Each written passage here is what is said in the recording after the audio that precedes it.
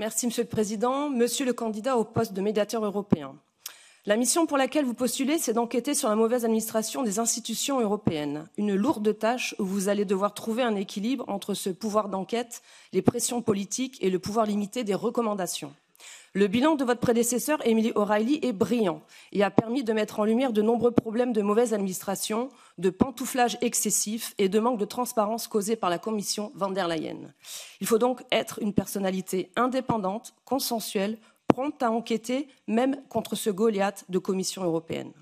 Emily O'Reilly, aux grandes dames de la commission von der Leyen, a soulevé le scandale du Pfizergate, ce contrat d'achat de vaccins Covid qui se chiffre en milliards d'euros, négocié entre Ursula et le patron de Pfizer par SMS.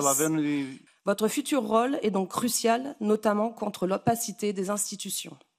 Premièrement, allez-vous suivre ce dossier du Pfizergate? Je rappelle que ces contrats d'achat de vaccins Covid perdurent jusqu'en 2027. Deuxième question. Ici, certains parlementaires, pourtant grands défenseurs de la démocratie, se régalent du cordon antidémocratique contre les patriotes. Comptez-vous en faire de même? Je vous remercie. Oui, merci le Président. Je rebondis sur la deuxième question. Vous n'avez pas pu répondre. Mon collègue vient de rappeler qu'il y a 445 millions d'Européens.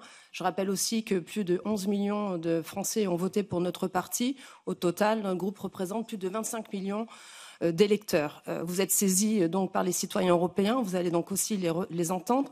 La deuxième question portait donc sur ce cordon antidémocratique que certains ont mis en place ici, au Parlement européen. Certains même ne respectent plus le règlement intérieur qui pourtant, normalement, régule notre administration, notamment avec le principe d'égalité des genres qui n'ont pas été respectés dans certains bureaux de commission. Donc, est-ce que vous aussi, vous comptez faire de même avec ce cordon antidémocratique, notamment au regard de notre groupe des Patriotes? Je vous remercie.